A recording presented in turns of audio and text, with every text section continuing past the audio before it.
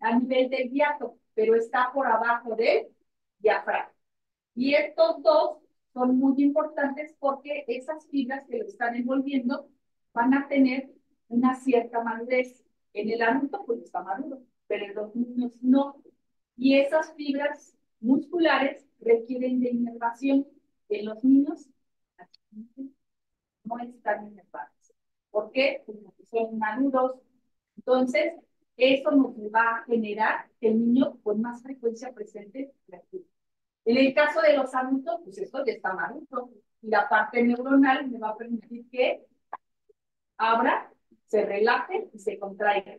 Va a relajarse cuando llega el bolo alimenticio, se relaja y en cuanto pasa se tiene que volver a cerrar. Eso dice su libro, ¿de acuerdo? Pero eso a veces no sucede.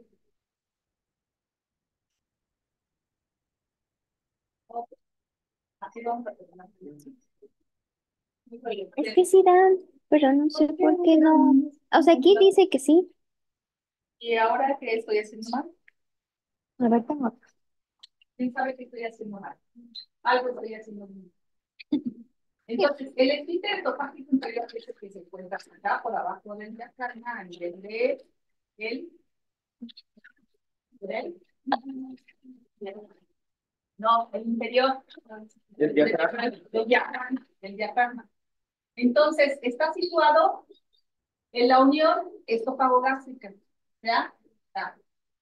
Ese esfínter está constituido por unos músculos en cabecillo ubicado en la circunferencia y continuas en pie.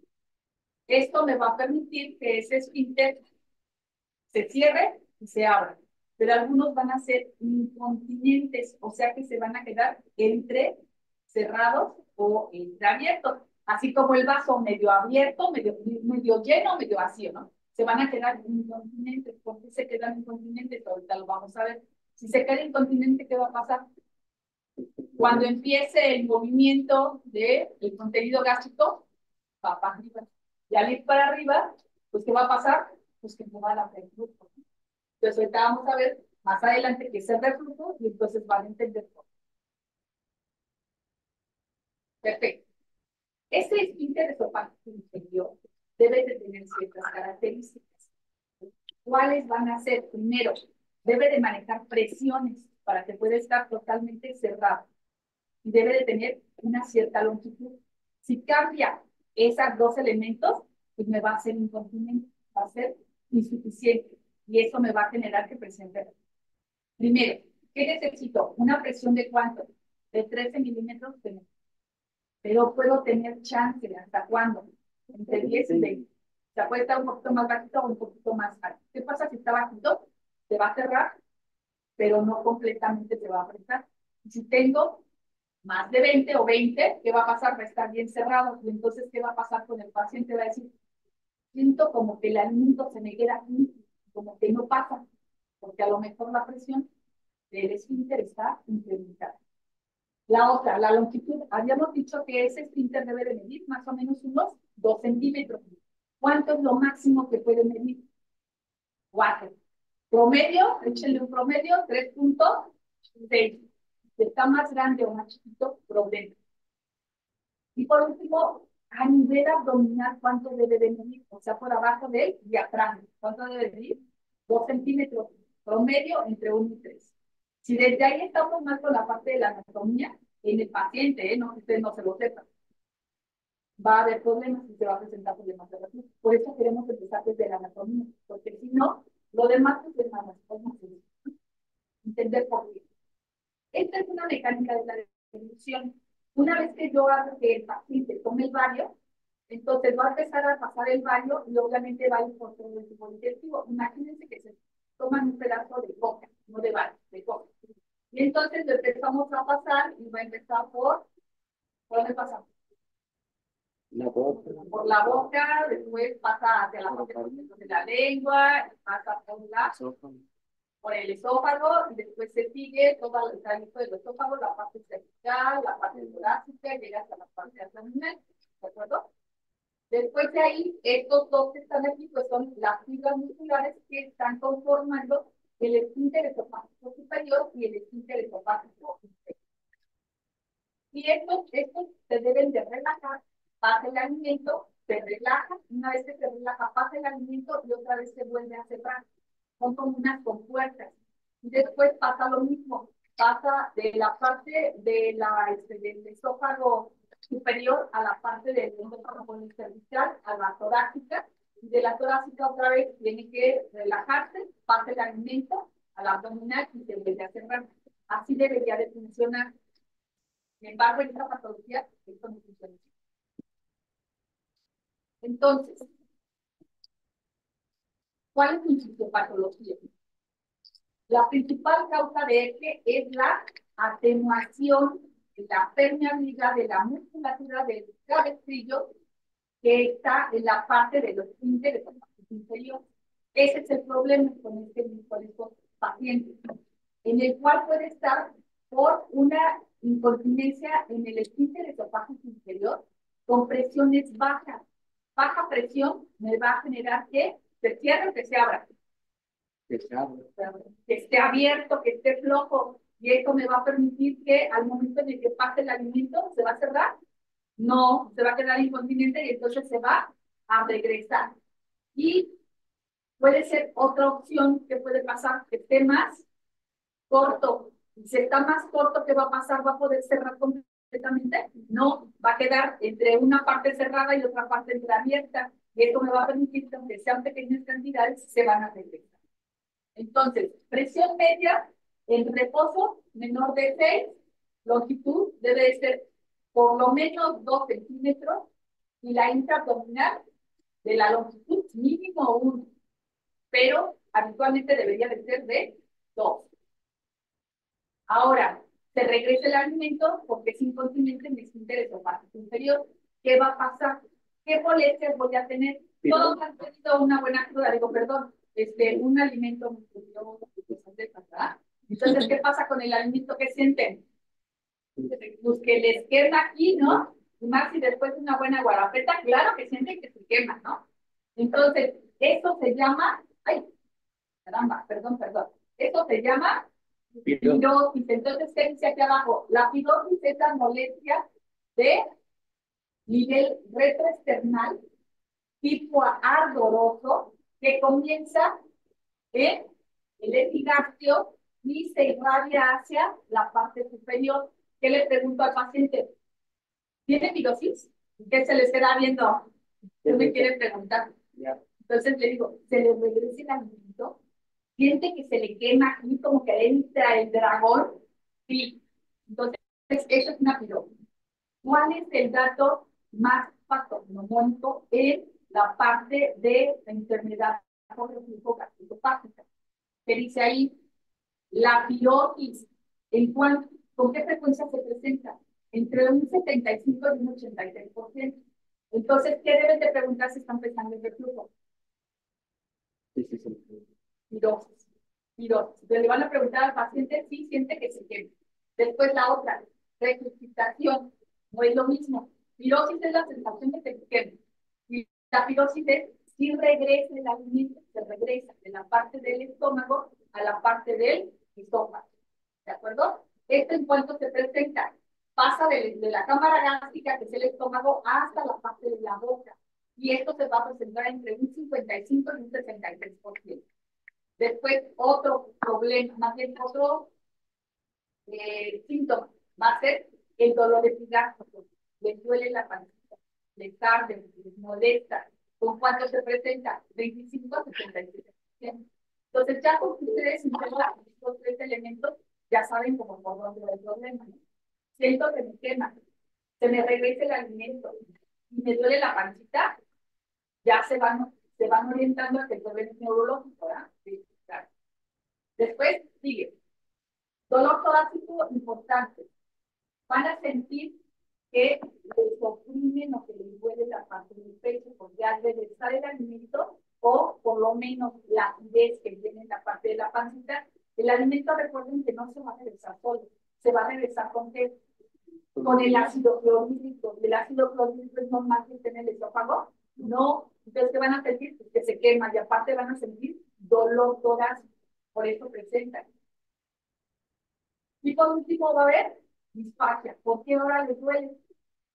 Pues ya está susceptible. Pues sí, después de que está regresa el ácido, claro, va a haber molestias, ¿no? Entonces, todos estos son los datos cardinales para pensar en que tenga el paciente un problema de reflujo.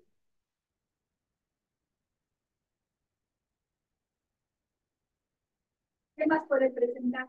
Esto no es tan frecuente. Ahí vienen ustedes para la parte del charlatán. A ver, ¿de qué estamos hablando? ¿Qué le está pasando al paciente? Ronquera. Para presentar ronquera. Claro, se regresa y se regresa hasta la boca. Pasa por puede pasar por las cuerdas bucales. La inflama y eso genera que el paciente tenga disfonía. Pero la disfonía no es disciplina. Después, conforme va pasando el día, se le recuperará. Claro, claro. Entonces, mientras esté más acostado y más recto, se va a regresar con más facilidad, por pura posición, por puros cambios, y es más fácil que regrese a la parte de la boca y haga un proceso inflamatorio en la laringe. Por eso, en la mañana es cuando presenta la disfonía. No la presenta a cualquier hora, ni la tiene para siempre. Solamente es fácil. Después, ¿qué más hay? Otra vez yo. ¿Qué más va a presentar? La laringitis, ¿no? Un proceso inflamatorio de la laringe, por todo el alimento. ¿Qué más puede presentar? Tos crónica. Entonces, esos pacientes que están tose, ya les digo 20,000 jarabes y es una tos persistente. Pregúntenle, oiga, ¿no siente que se le regresa la tos? Sí. Oiga, ¿y ha sentido como que se sistema así? ¿Ha tenido como con cuál? ¿Cada cuándo le damos un diario? ¿Después de cuándo? Pues después de que desayuno con un seno. No, ya sabemos cómo es el problema. Pueden ir a visitarlos a ustedes por tos o por ronquera. ¿Y ustedes qué pueden pensar? Un problema respiratorio, ¿no? ¿No? Era un problema digestivo que necesita repercusión en problemas respiratorios. La sinusitis también nos puede dar secundario a problemas. Puede haber simulanzas. ¿Por qué puede haber simulanzas? Está yendo y a él. Está haciendo microaspiraciones nocturnas y esto me está generando haciendo y muy probablemente me esté haciendo un hiperventilación de no son las bocaradas como para que se fluya, ¿no? Pero esas pequeñas gotitas de ácido clorhídrico me están haciendo una respuesta inapropiada del tejido pulmonar y me está haciendo problemas de los espacios.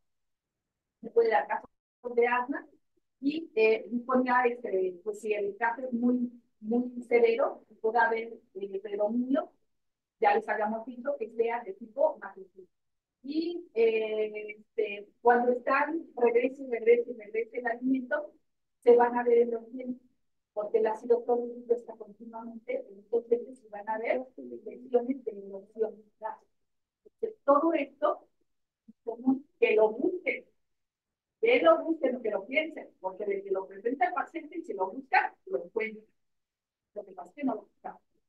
Ahorita no le pierdan la vista a la parte de la vigilancia, porque ahorita que veamos en los niños, verán que está pasando. Hay dos elementos que debo de hacer diagnósticos diferenciales. Si el paciente lo presenta, debo o tengo la obligación de poder descansar que el paciente está en. Si el paciente tiene una disfagia, si tiene orinofagia, habría que descartar que tenga alguna lesión como una neoplasia. Los pacientes que presentan disfagia y orinofagia no tienen más datos, tenemos que descartar que tenga un problema de cáncer de esófago. No crean que es tan infrecuente, también es frecuente. Lo que pasa es que lo diagnosticamos.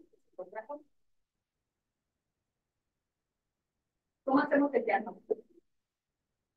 Primero, vamos de lo más sencillo a lo más complejo. La clínica. Entonces, primero tienen que hacer el diagnóstico clínico.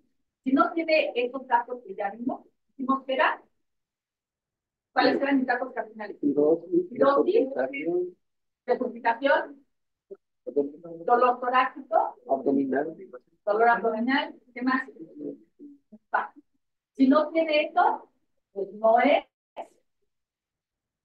¿Qué es lo más sencillo? Una serie esófago gastroduodenal. ¿Cuánto me tiene? Sensibilidad 26%, especificidad 50%. Entonces, ¿es tan buena? No. Y buenas noches, ¿no? Consiste en administrar por vía oral un bolo de Mario y este va a ir pasando por todo el tracto digestivo y vamos a ir viendo cómo está. ¿Para qué me va a servir pedir este tipo de? para ver si no se regresa. Puede haber, primero puedo verlo para una mecánica de la deglutición, cómo está deglutiendo el paciente. ¿Qué más me puede dar? Acalasia. ¿Cuál? Acalasia. Pueden ver, les van a dibujar cómo está el tracto digestivo. Tiene estrechamientos, tiene pequeñas úlceras, tiene lesiones, porque obviamente el baño donde se va a quedar, pues en todos los huecos que tenga ahí, ¿no? Y cuando le tomo las placas, que son seriadas cada determinados minutos, me va a permitir observar la anatomía de forma indirecta. Claro que no la van a ver como en el esquema, ¿no? Pero me va a permitir ver si tiene alguna alteración en la estructura. ¿Qué más me puede hacer? Pues me va a observar la morfología del esófago, la longitud, y va a ver cómo están más o menos constituidos los esfínteres. Se visualiza el paso del medio de contraste desde la parte superior hasta la parte inferior. Mide el tiempo desde que llega a la boca hasta que pasa al tubo digestivo. ¿Cuánto tiempo? Ya lo tenemos, bueno, ya se tiene calculado cuánto debe de tardar. Si se tarda más o menos, hay un vaciamiento gástrico retardado, una mecánica de la deglutición más lenta, y eso me puede causar los problemas. Me puede arrojar datos que ya los vimos, anatómicos, algunas alteraciones como úlceras, puede ver también aparte de vesículos o que tenga alguna lesión tumoral, alguna cosa que me esté dando la imagen que no sea lo normal de una placa con una serie de separaciones adecuada. Una normal vas a ver el tránsito como lo vimos hace rato. Pero si no, pues vas a ver estrechez, vas a ver acotamiento por deformidad. Entonces empieza a pasar por acá y tiene que llegar hasta la cámara grave. Otro estudio le pueden pedir de asimetría. Esta es el paso del barrio. Primero, antes de la asimetría, ahorita, déjenmelo en estampa, ¿vale? ¿Qué les pedí? La endoscopía, ¿no?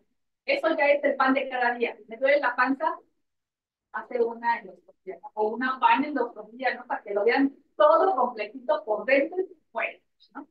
Entonces, ¿qué me va a, primero, qué tan específica es? Sí. Especificidad del 90 y sensibilidad entre el 40 y el 70. Es mejor que la ¿verdad? Sí. Sí, aunque es más invasiva. Y además de que es más invasiva que tenemos que hacer con el paciente, sedarlo, de esta sedación, pues, cuidado que siempre hemos visto que a lo mejor ya no utilizar libertad, ¿no? No podemos saber. Si nos va a servir, claro que nos va a servir. ¿Para qué nos va a servir? Va a confirmar nuestro diagnóstico de sospecha. Segundo, se puede visualizar directamente dónde está la lesión, ¿no?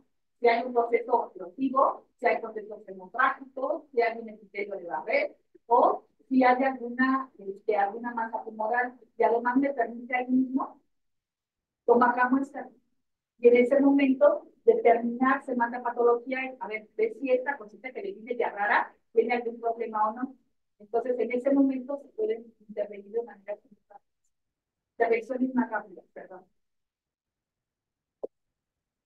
Ahora sí, ¿cómo voy a clasificar en base a la endoscopía? ¿De acuerdo? Primero, Enfermedad erosiva o enfermedad no erosiva. Si la enfermedad no es erosiva, entonces la endoscopia se dice que está negativa. Si la endoscopia presenta erosión, entonces estamos hablando de una endoscopia positiva. Ahora vamos a las clasificaciones de la autista, pero bueno, primera clasificación de Sadler, ya la conocen, ¿no? ¿No? Bueno, hacemos la endoscopia, bueno, ellos hacen la endoscopia, ¿no? Y después de ahí la van a ir clasificando por grupos, el grupo 1 al grupo 5, y que van a ir observando cómo está la mucosa. Entonces, en base a cómo vayan viendo la mucosa, van a ir descalificando. Entonces, el grupo número 1, ¿qué le van a ver? Erosiones simples sobre la mucosa gastroesofágica a nivel de la unión gastroesofágica.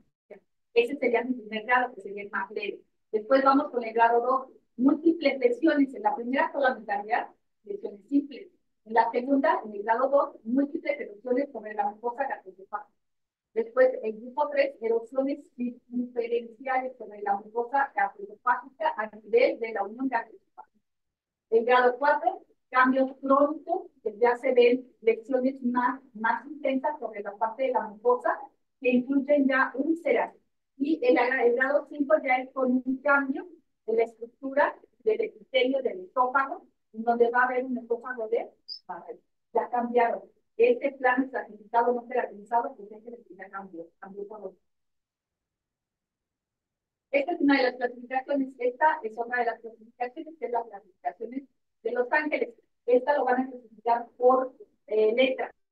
Letra A, del grupo A, grupo B, grupo C, grupo D. Y también va a estar relacionado, pero es en base a las lesiones. La anterior es en base a lesiones en mucosa, pero esta es en base a lesiones en la mucosa, pero ya por tamaño, ya los miden.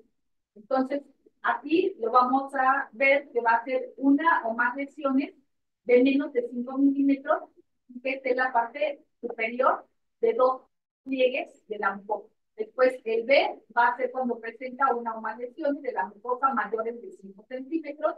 Después, en la C va a haber una o más lesiones de la mucosa que van más allá de la parte superior de 2 pliegues en un 75%. Y el último ya es uno o más lesiones de la mucosa que afectan menos del 75% de la circunferencia del esófago.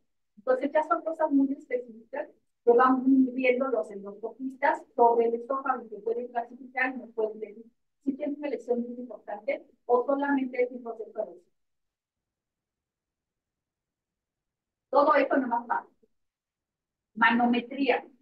La manometría es importante porque necesitamos saber cuál es la presión que maneja el esfínter esofágico inferior y el superior. Si están incontinentes o son insuficientes, obviamente me va a estar presentando problemas de reflujo. ¿De acuerdo? ¿Qué va a hacer la manometría? Me va a evaluar la función motora, o sea, qué tanta presión está manejando el esófago en todo su trayecto y sobre los esfínteres principalmente. Estas son las presiones que ya habíamos visto hace ratito. Es la presión valor medio, valor en el percentil 25 y en el percentil 97. Ya los habíamos visto hace ratito, ¿no? Y en cada uno de los gramos que escribimos. La pH-metría. La pH-metría es un estudio que no es muy frecuente en adultos. Es más frecuente en adultos no, porque primer punto se tienen que hospitalizar 24 horas. Segundo punto, le tienen que meter una sonda con unos sensores. Y segundo, le tienen que quedar ahí quietecito, sin comer, sin moverse, sin nada, para que puedan hacer una detección de todo el contenido gástrico que se va dando durante todo un ciclo de 24 horas. Entonces, en los adultos es un poco más difícil. En los niños, porque en este sí se los tenemos con más. Entonces, sin embargo, sí se debería de tener. Más bien no es tan popular, ¿sí? Es más popular del mundo. Especificidad mayor al 90%, sensibilidad 61 a 74. Fíjense que también es un estudio bastante bueno, ¿no? Determina la exposición de ácido en la parte del esófago y nos va a estar determinando acuérdense que el reflujo no siempre es por ácido, también puede ser por álcalis. Entonces puede ser un reflujo alcalino o un reflujo ácido. Y a veces le están dando bloqueadores, y el paciente no mejora y no mejora, pues no, porque a lo mejor no es por ácido. Entonces, ahí tendrían que hacer el diagnóstico diferencial a través de una pH-metría para que puedan dar el tratamiento en base a lo que está refluyendo, ¿no? Está regresando a que requiere. ¿Qué me va a determinar? pH, pH que sean menores a 4 con ácidos, ¿no? Y cuando ya le han dado todos los bloqueadores de inhibidores de la bomba de protones, el paciente no mejora, entonces ya piensa, a lo mejor es un alcalino, entonces ahora sí tiene que someterse a una pH. ¿Cuándo es indicada? 2 años.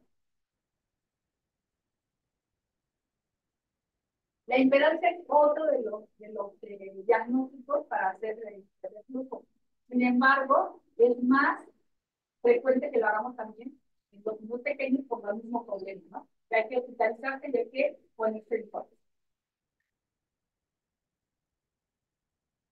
¿Cuáles serían mis complicaciones? ¿Qué creen que puede hacer de complicación? La primera, ¿qué le va a pasar a la luz del esófago? Va a disminuir. Va a disminuir. Y la otra que puede ser, cada ratito le están poniendo ácido. Cambio del epitelio intercelular de hipertrofia. Y aparte se va. Estenosis. La estenosis es una de las complicaciones. Y la otra es que el cambio del epitelio va a ser diferente. Entonces, este se va a cambiar por epitelio por una. Y eso que nos va a generar problemas para vivir, porque ya no va a ser lo mismo para el epitelio plano descalificado no operativo. Complicaciones del eje de 4 a 7%. ¿Qué puede haber? Neumonía por aspiración, fibrosis pulmonar, estenosis del piel, del esófago, sangrado, claro, si están cada ratito, dale, displasia, y a la larga puede haber relación con adenocarcinoma. Si no es que a lo mejor ahí tendríamos que ver que fue primero la presencia del reflujo, que estuvo de manera continua, pues ya tenía un cáncer y nada más de momento.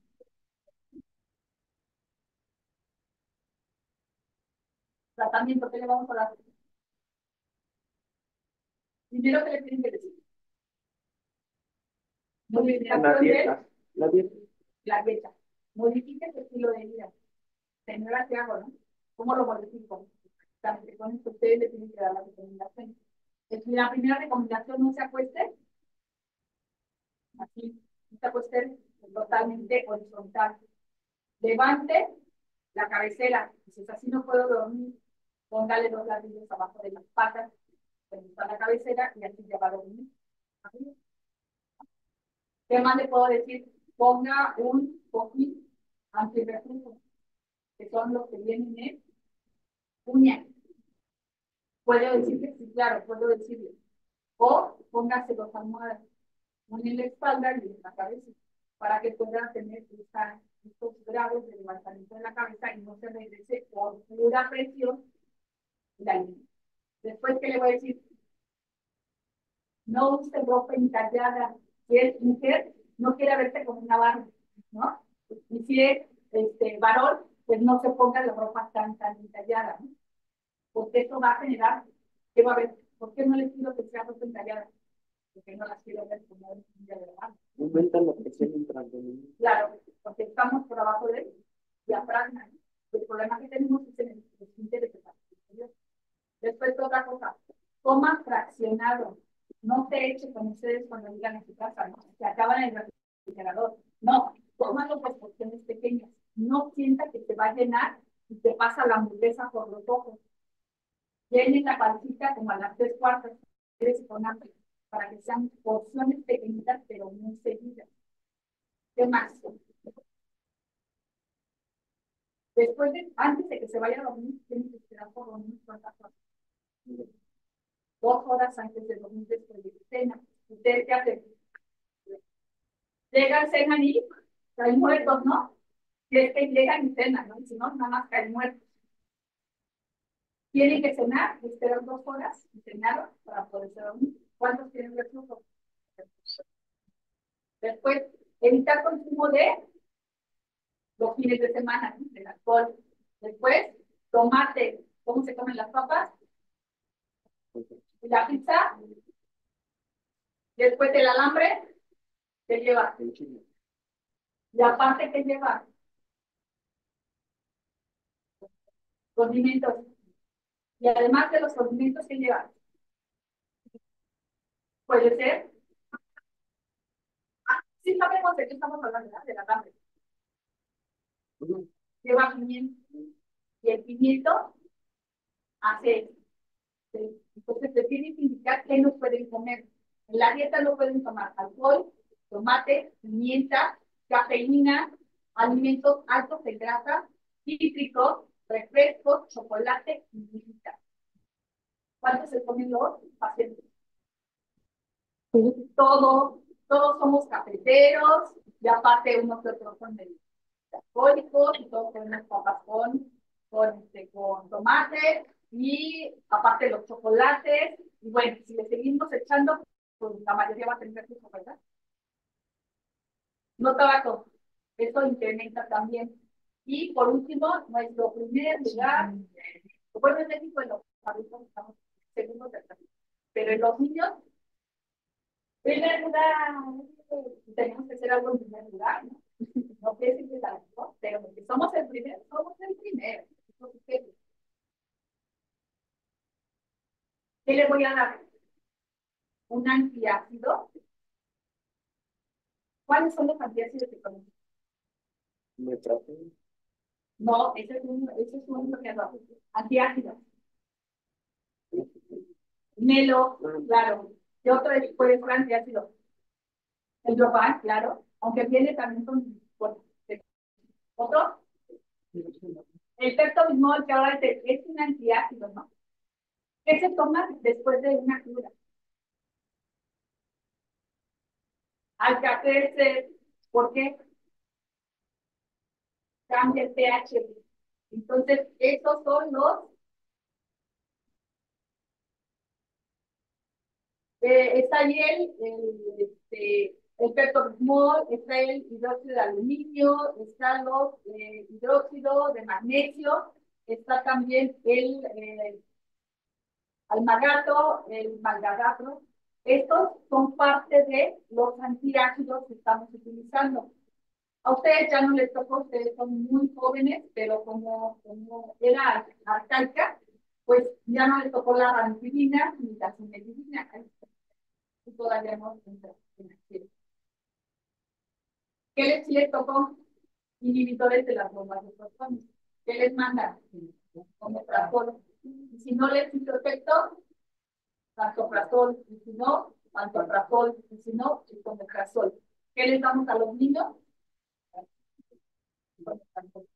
Es lo único que a veces les damos omeprazol, sí, pero si el papá no tiene para comprar el ¿por qué les omeprazol? Porque tienen gravedad. De lo contrario, tengo que fraccionarlo entre las intermitentes. Por eso le damos omeprazol. ¿Y cuáles son mis procedimientos? Metoclopramida, ¿qué otro? Cisaprida, y bueno, el otro, que no lo conozco, pero tenía aquí. Entonces, ¿qué le doy a mi niño? O cisaprida. Y a los adultos, ¿qué hace el proximete?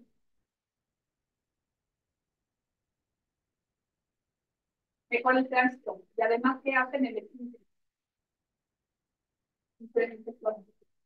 Por eso los pacientes, cuando les dan este medicamento que les dan, el inhibidor de bomba de protones, después les dejan su aluminio y magnesio, y después le dejamos para que cierre bien, le dejamos metoclopramida para los adultos. A los adultos es raro que les den cisaprida. Casi siempre les dan metoclopramida. Entonces, ese es el tratamiento que tienen que dar para pacientes con reflujo. Y el abordaje ya lo vimos. Hasta ahí hay alguna duda, ¿no? Ahora vamos con los niños.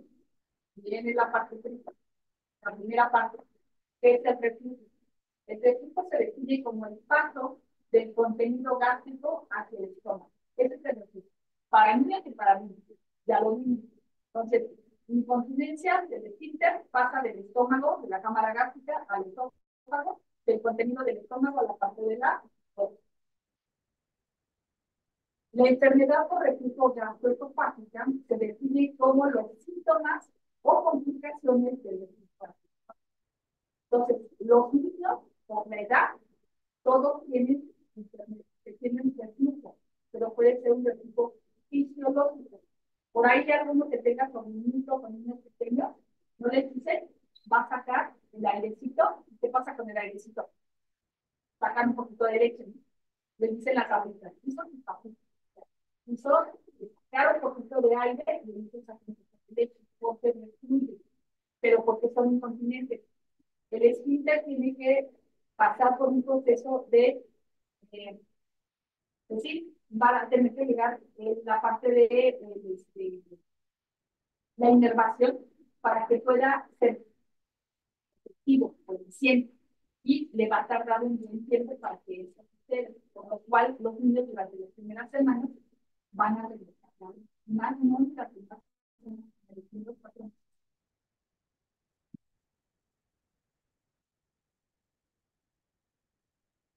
La resucitación se define como el paso del contenido gástrico hacia el esófago, pero no hay náuseas y no hay esfuerzo de especialista.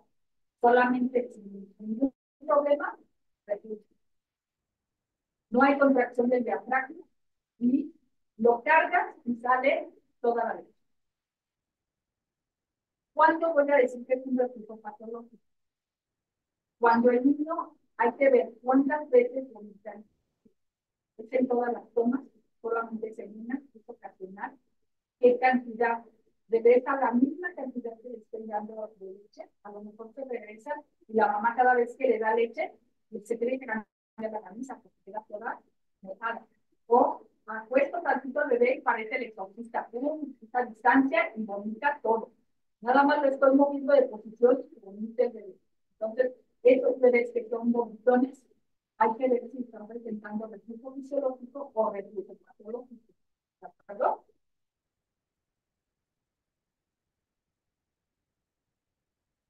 En estos bebés, ¿qué tengo que hacer?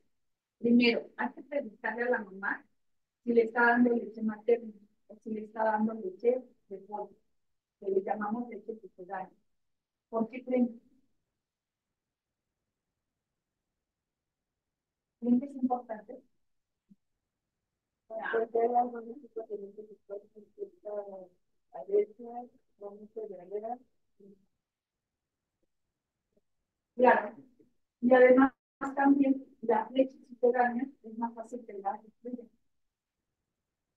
porque son más pesadas. Por eso cuando les damos a los niños leche de polvo, se le vamos a pasar listo como 3 horas. Y a las 3 horas parte de los hijos ya van a comer.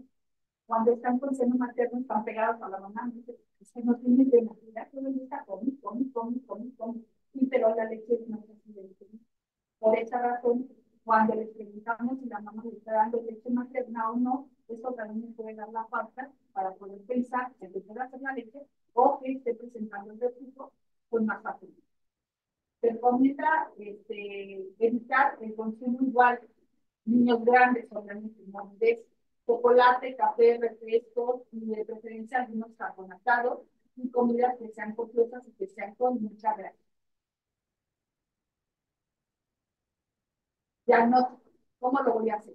Primero tengo que elaborar un historial en cualquiera de los adultos y saber por dónde está. Entonces, ¿qué ha pasado en la familia? ¿Cómo es el bebé? ¿Cuánto empezó a nacer? ¿Cómo va su crecimiento? ¿Cómo va su desarrollo? ¿Si está ganando de peso? ¿No está ganando de peso? Todo eso tengo que empezar a averiguarlo y es importante.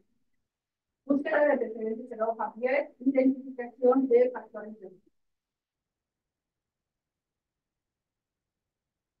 Una exploración física completa. Exploración física no me va a brindar al menos que tenga una posición normal. ¿Cuáles van a ser mis síntomas? ¿Cómo los comparto con el adulto? ¿Qué justificación tiene los adultos? Sí, los niños también. Vómito tiene vómito. Los niños, disfagia, pirosis, y los van a tener cerebrovascular. El niño les va a decir, oiga, siempre se me tienen cuando son niños grandes. Pero cuando son niños chiquitos, ¿qué hacen? Lloran, y están irritables, y además le dicen, la mamá como que siento que se me regresa la leche, porque dice, porque hace una cara, y después como que tiene la leche, hace que siente, está molesto. Y por último puede haber presencia incluso de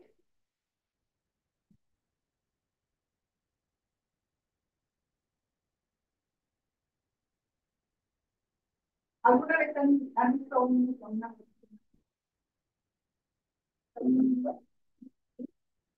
esta posición como se llama? Una posición para cabeza de bebé. Los niños es muy importante. Estos datos que acabamos de ver que coinciden con el reglamento es lo más frecuente. Pero hay cosas que se les pueden ir, igual que con el área, que hay cosas que juntan.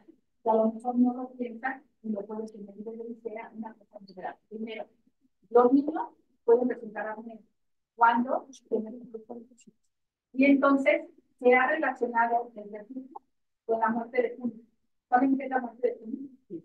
Entonces, está muy relacionada la parte del reflujo con la muerte de Junio. La muerte de Junio no tenemos una causa que sea precisa, que la quita esto porque si no le va a generar algún no, pero está relacionado con problemas de reflujo, porque el reflujo da.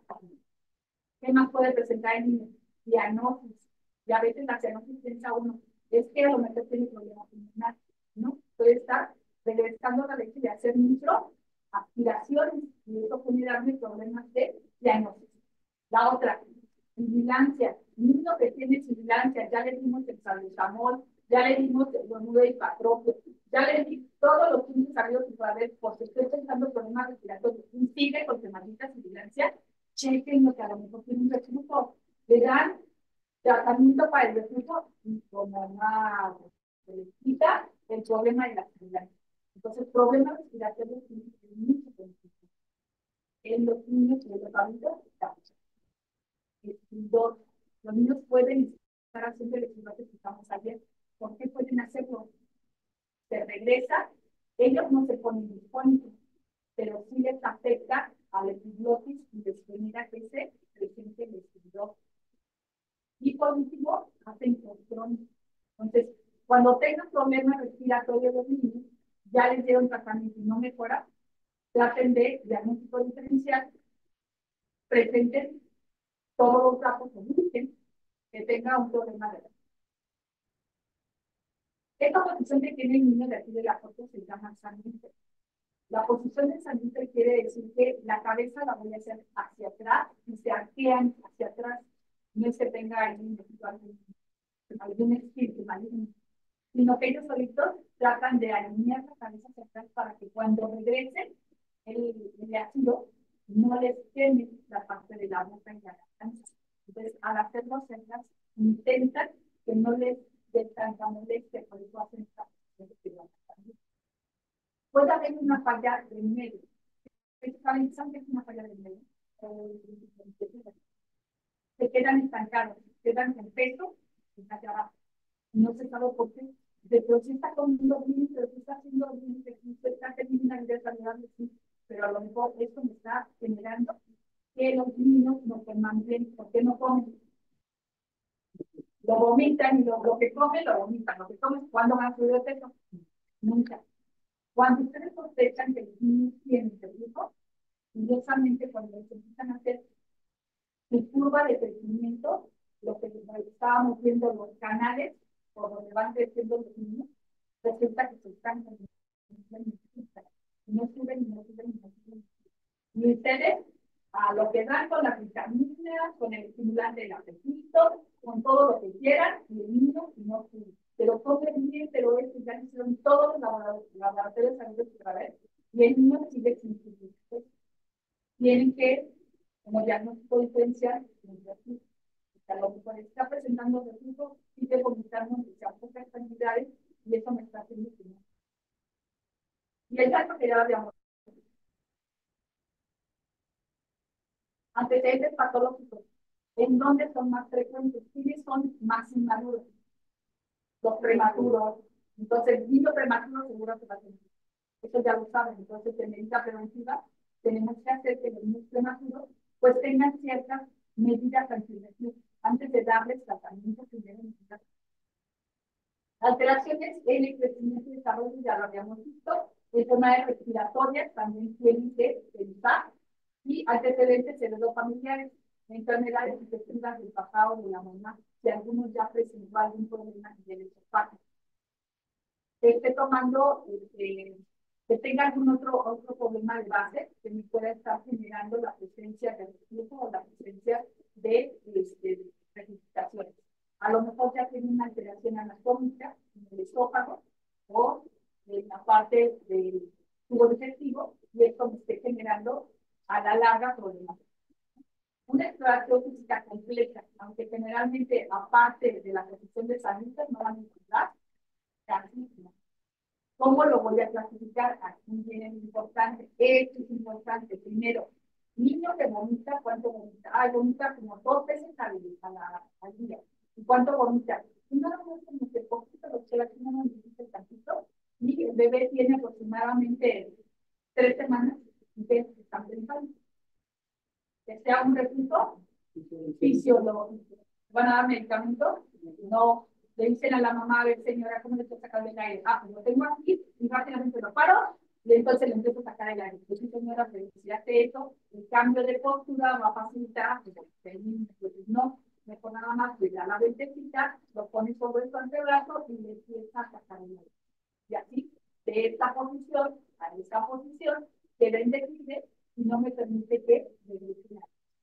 Y las mamás se angustian mucho porque los niños necesitan la leche de los tamales, entonces hay que explicarles que ustedes tienen que estar convencidos del tipo de, porque si no se la saben, va a haber problemas, porque se les van a ir los que sí necesitan tratamiento y les van a dar tratamiento a los que no necesitan tratamiento.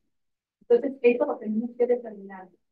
El siguiente es un reflujo patológico, que es una enfermedad de reflujo gástrico. La primera es una enfermedad de reflujo, es un reflujo fisiológico. Y el otro es una enfermedad de reflujo gástrico-hepático, es la patológica. ¿Cuánto es patológica? ¿Cuántas veces vomitas? Todo lo vomitas. Vomitas de 6 de vómitas al día y los vomitas los 6. ¿Y cuánto? Parece que vomita. A distancia, ni siquiera hace el intento cuando ya lo vomitó, nada más lo cambia de posición y vomita y vomita. Eso por los patológicos. Ya hasta tienen, cuando llegan y le ponen la mesa de exploración, lo dejan ahí solitos y ya desde que los ve uno, están, no le digo a la mamá, se lo digo. Porque si yo le digo, la mamá, sí, claro, doctora, yo le dije que tenía reflujo. No, pero hasta observarlo primero y entonces ya le empiezo. Después, reflujo primario. ¿Cuál sería el primario? El que empezó de la nada, ¿no? Él era sano y empezó a presentar el reflujo. Un reflujo secundario a que le hice una cirugía de que tenía un problema en el estómago, que es frecuente. Niños que se tragan la copa cáustica. Ese es frecuentísimo. Los niños, las mamás ya veis que son niños, le están limpiando la estufa, ¿no? Y el niño se les cae. Ahora, ¿saben cómo son desafortunadamente los limpiadores para estufa? ¿Los han visto? No. De colores. De colores. Hojitas azules y tienen como puntitos que parecen chochitos. Llegan los niños y les dicen. Y ese, tienen lengua, de esófago, de mar. Entonces, ¿qué va a pasar? Pasa, quema, ya ustedes tienen que no presentar. Entonces, por alguna cirugía, por algún problema, me puede presentar un reflujo. El oculto es el más complicado de sospechar. Si ustedes no lo sospechan, no lo hacen. Ese niño nunca lo van a atender, porque es un niño que me presenta problemas respiratorios. Nunca me di cuenta porque es un niño que no vomita. Pero no vomita, pero no me sube de peso y puro respiratorio. Toda la batería de los científicos actividades y todo, y la mamá ya me tiene presenta un reflujo, a ver si no le vamos a hacer una terapia, le hace la terapia y sale. Entonces, piensen en los niños que tengan un problema de crecimiento o que tengan problemas respiratorios que no mejoró, piensen en niños chicos, porque no todos los niños tienen sueño. O sea, que, conclusión, todos los niños que vomitan pudieran ser reflujo. Todos los niños que vomitan pudieran ser no reflujo. Y los niños que no vomitan sí pueden ser reflujo. Entonces, cuidado con ellos. Diferenciar una obstrucción, afecciones neurológicas. Los niños, ¿has visto a los niños con parálisis cerebral que van a llama antes de que seamos perfectos, se llaman decimos déficit cognitivo. Niños con déficit cognitivo. Que se dicen PCI, eso es descriptivo. Los niños con parálisis cerebral intenta ponerse con todas estas cuestiones de tipo existencial, cultural, tiene que decirlo. Tienen problemas de deducción porque no tienen una buena mielización ni tampoco inervación de la parte de los esfínteres. Entonces son incontinentes y esos niños pueden generar problemas de esos pequeñitos. Por eso alteraciones neurológicas también pueden estar.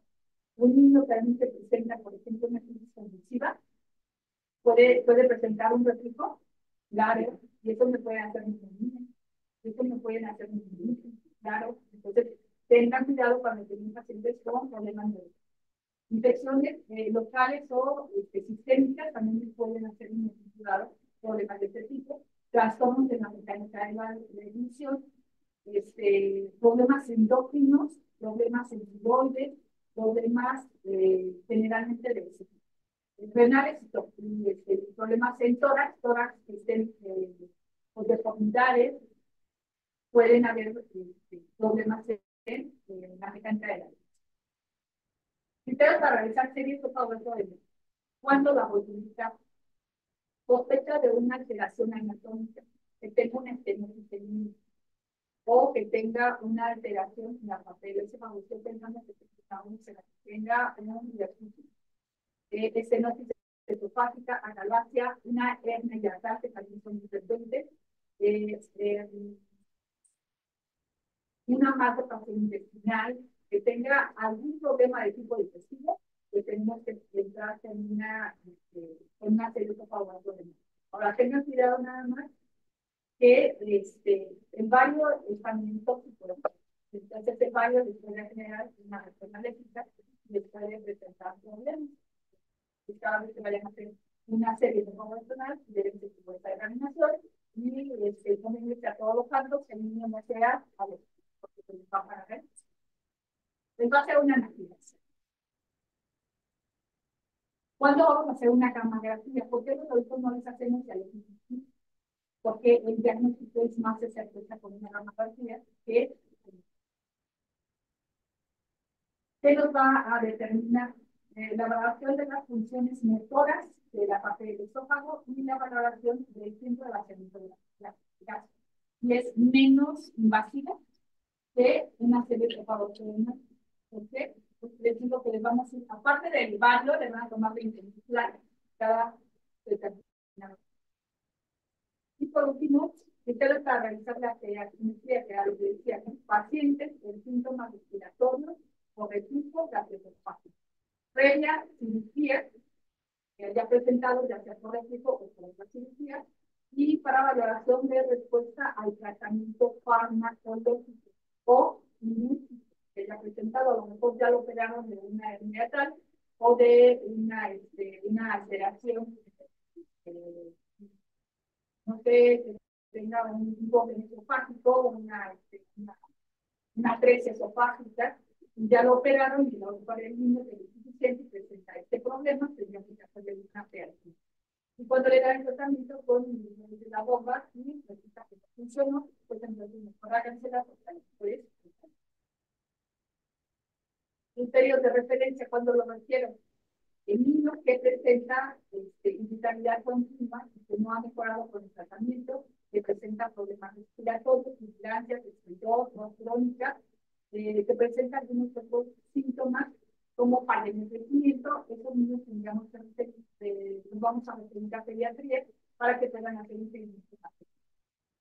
El tratamiento, pues, ya lo vimos, es farmacológico y no farmacológico, que le voy a decir a la mamá, pues todo lo que ya vimos de recomendaciones, si son niños grandes, pues por letras, si son niños pequeñitos, ponerlos en posiciones antidepresivas y permitir que si en un momento dado le estoy dando leche, ahora tenemos leches especiales, que son leches antidepresivos, que me van a permitir que se haga como una especie de gelatina, la parte del estómago, y sea más pesada, y no pueda regresar. Entonces, la leche antirreflujo por su función. Cuando la mamá no tiene para una leche antirreflujo, lo vamos a especiar con que serían de arroz. Entonces, la hacemos más pesada, evitamos que con más facilidad, que no sea tan fácil de la leche, y es lo que le hacemos a los bebés, ¿no? El tratamiento farmacológico que le damos, omeprazol, si es niño grande, si son niños pequeñitos, le damos descompensación, porque tiene la dosis es 1 a 2 miligramos por kilo por día cada 24 horas. Y bueno, le tenemos que poner medidas generales quirúrgicas, pues si fuera necesario, ¿no? Le tendríamos que enviar para que sea valorado en cirugía, el que lo vamos a enviar, y ya este es un algoritmo que viene en la guía de práctica clínica.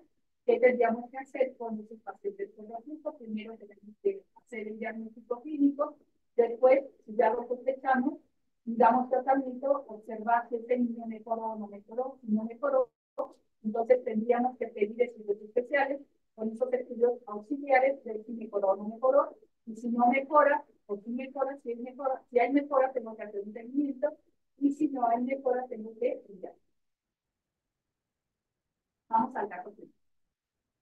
Este es un niño, este que está ahí arriba, esa que posición Sandita, así llegan los niños. En cuanto llegan a la parte de la mesa de exploración, donde está ahí la mamá, ya no está automáticamente. Esta es una niña de profil, tiene 3 meses de edad. Antecedentes severos familiares. Están interrogados y no tienen ninguna antecedente de importancia. En los antecedentes perinatales es hija de madre virginal. Es una gesta 1, es una casa 1, gestable 0, aborto 0. Llevó un control prenatal de 3 ocasiones. ¿Cómo está eso? Bien normal. ¿Cuántas hijos normal?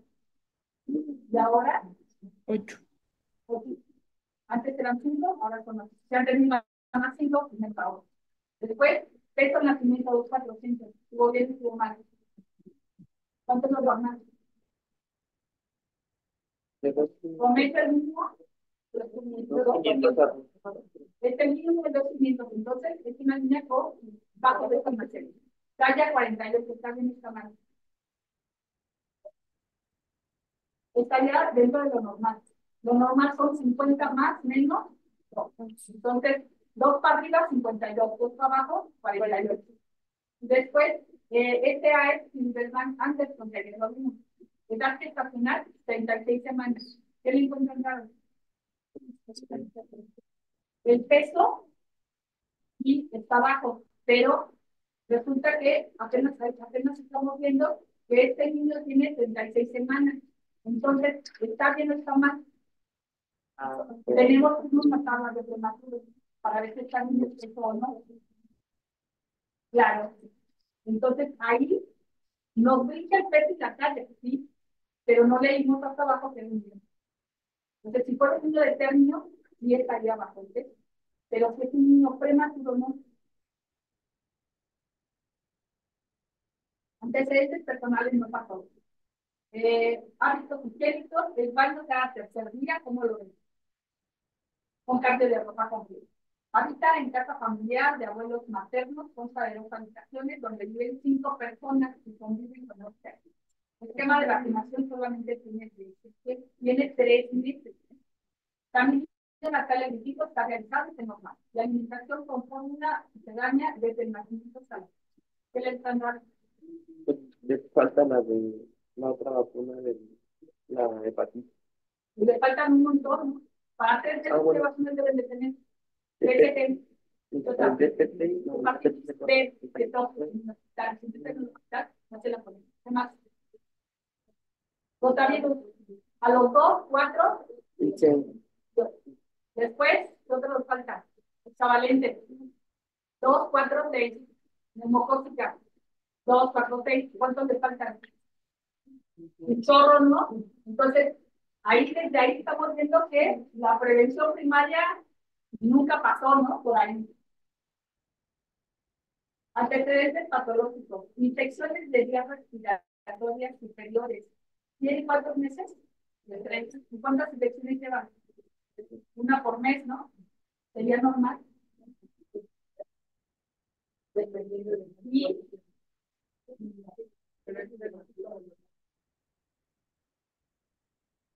pero como no le estamos dando, y en base a lo que vimos antes, estaríamos hablando de una por mes, quizás pudiera ser, pero no es lo común en los niños. Bueno, niños lactantes, entonces lactantes, pero nos podría llamar la atención qué está pasando. El último infección de vías respiratorias altas fue hace un mes. Llega traumáticos y grupos alérgicos respiratorios. Enfermedades comunes de la infancia tampoco atención. Padecimiento como empezó. Inicia hace 2 meses con vómitos de contenido gastrointestinal, un número de 5 a 7 en 24 horas, de moderada calidad, sin náuseas, con cada toma de biberón. Hace un mes inicia con tos seca en accesos cortos, no se anotante, no disgustante, no disgustante, sin predominio de edad. Este es el motivo de la consulta. El niño no vomita, porque vomita. Y vomita, pero el vómito no le interesó a la mamá. Lo que le interesa a la mamá es que no se le enferme de problemas respiratorios, porque se ha enfermado 3 veces y ahorita me lo está llevando por 2. No puede decir. ¿Cuánto pesa actualmente? 3,700. Entonces, ¿cómo está de peso? Tiene 3 meses. Hagan una cuenta rápida. ¿Esto cuánto? 2,400. Réstele el 10%. O sea que 240 gramos. Saquen las calculadoras. ¿Cuánto? Entonces, vamos paso a paso. Entonces, tenemos 2,400 al nacimiento. Pierden el 10%. Y quítele a 2,400, quítele 240. ¿Cuánto nos queda? 2,160. Ahora agréguele del primer mes, dijimos que ganan 750, agréguele 750 del primer mes. Agréguele 750 del segundo mes. ¿Cuántos van? 3,600. Agréguele 750 del tercer mes. Tiene 3 meses, ¿no? 4,400. Réstele 3,700. 3,700. Nada de la matemática. ¿Cuánto es? 3,700. 3,700. Entonces, está bien, está mal. También. Por eso quería que hicieran el cálculo. Porque a primera vez debería de pesar más. Sí, pero recuerden que es prematuro. Que le faltaban 4 semanas antes de nacer. Y que debe de ir ganando de peso de esta manera. Ahora, la talla 53, pues está más o menos bien, ¿no? Dijimos que va a ir ganando de 3 en 3. Entonces, ahí va, ¿no? Frecuencia cardíaca 130, respiratoria 30 y temperatura 36. Algo les llama la atención. La carne. La cardíaca está taquicárdico, se trajeron sus camisas de guerra, no sé si es todo. No, perdón, por respiración física. Antes del exterior. Íntegro, activo, reactivo, inestable, con manejo. En posición anormal, la cabeza está caída hacia atrás en gota y hay un arqueamiento de la espalda. Era lo que habíamos visto, que era la posición de Grandes normocéfalos sin exostosos movimientos, con canela anterior 4x4, ojos con pupilas isofóricas normoreflexicas, narinas temprana timpánica de apariencia normal. Los niños con reflujo hacen lo mismo, porque se regresa, pasa por la trompa, está alineada, está horizontalizada y hace el ciclo. Entonces, niños con otitis también, lucen el reflujo.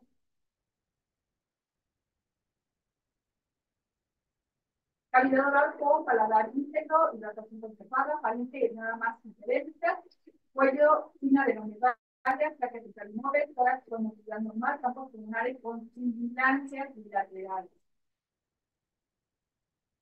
Área cardíaca con ruidos cardíacos rítmicos y ningún agregado. Ustedes llaman la atención. Sibilancia.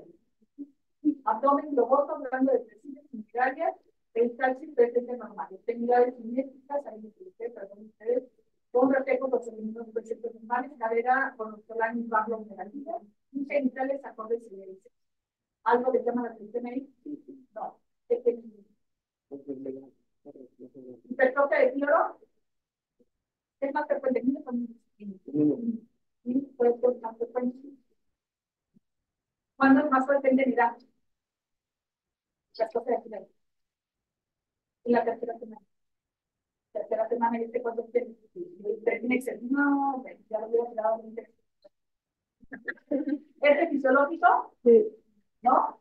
¿El pegado reflujo gastroesofágico? ¿O tiene un asma? Ya tiene seguimiento. Y lo está llevando a mamá por problemas.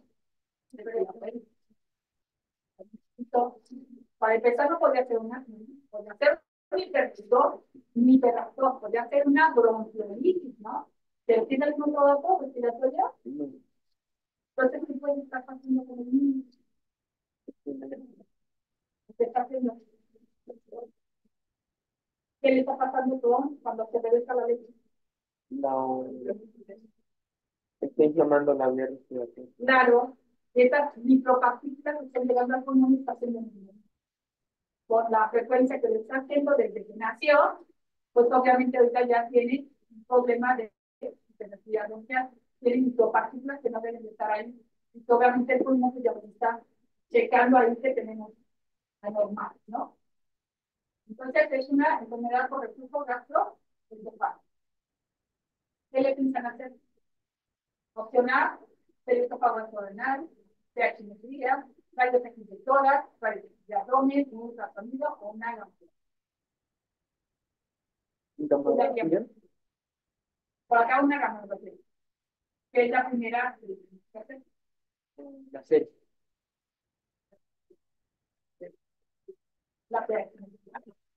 Como primera opción, pH-metría. Segunda opción, gamografía. ¿Y por qué le hago una y no la otra? Como depende. Si estoy pensando en que ya sí es un reflujo, entonces tengo que comprobar que es ácido alcalino. Si es ácido, entonces le hago una. Si no le hago una gamografía, estoy pensando que tenga una alteración anatómica. Entonces, ¿de qué va a depender de la voz? Pero si lo mandan con el caso, ¿qué va a pedir? Todo, le va a pedir todo. Entonces, le va a pedir la serie, le va a pedir la gamografía, le va a pedir la pH. Ahora, tenemos gamografías en las unidades. ¿Vale? Tenemos serie. ¿Por qué están taquillera la serie? Porque no tengo más. Si le pido una gamografía, me va y me denuncia, ¿no? Salgo así en la tele. Doctora, que le pide exceso de estudios de gabinete y carísimos, ¿no? ¿Por qué? Porque no tenemos. Entonces, si lo estoy manejando como primera elección, pues no. Hay unos sistemas en imágenes, claro que se lo pido. Entonces, solamente va a depender mucho, no del diagnóstico, sino también que tengo a la mente. Y va a depender, si son privados, entonces sí piden la gamografía. Y aparte le piden la foto. No digo por qué pedir dos semanas, me salto el baño porque es complicado. Los niños no se lo toman. Por eso casi estamos quitando la serie de la con más cuidado. Ahora con la vigilancia que es más precisa y con con la farmacéutica, que son mis estudios de elección. ¿Qué le voy a dar? Tratamiento farmacológico. Y si no mejora, entonces le tengo que dar otro. Cuando le dan a un cicaprida, que es el medicamento que hacemos como un tratamiento que incremente el tono muscular del esfínter esofágico inferior, mejore las condiciones de las náuseas, no le den antihistamínico, menos lo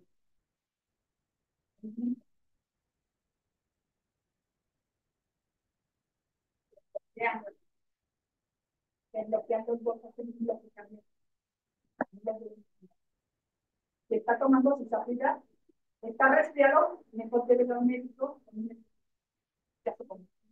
y entonces no le vayan a la vida, denle otra cosa, si no, así.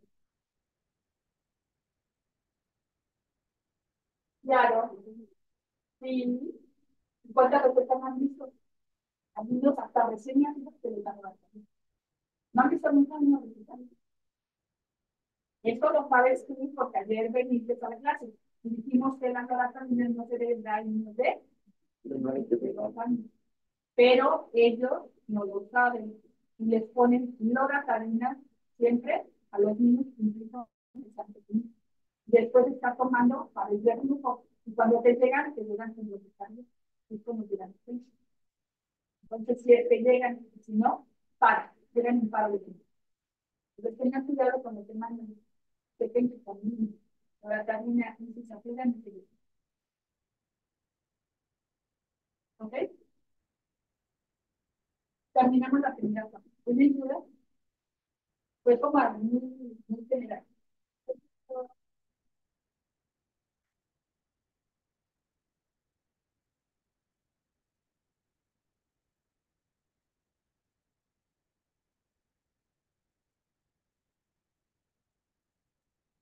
Sí,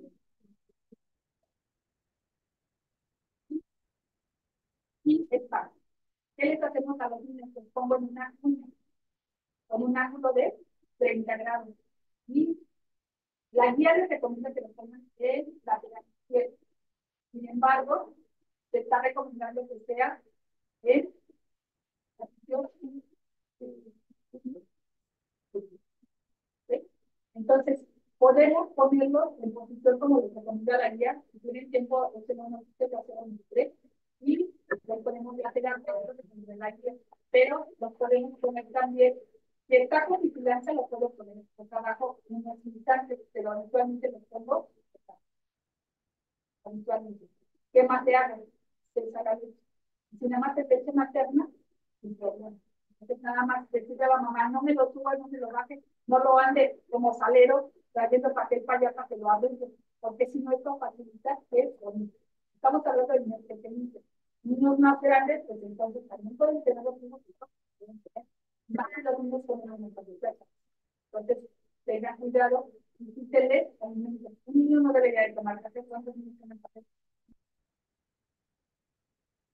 ¿Y cuántos niños toman café? No tomarán alcohol, pero los chocolates terminados y se los comen. Entonces, tienen que ir quitando de los alimentos, por eso es importante que vayan haciendo sus historias clínicas en el apartado de alimentos que comen. No nada más comieron con una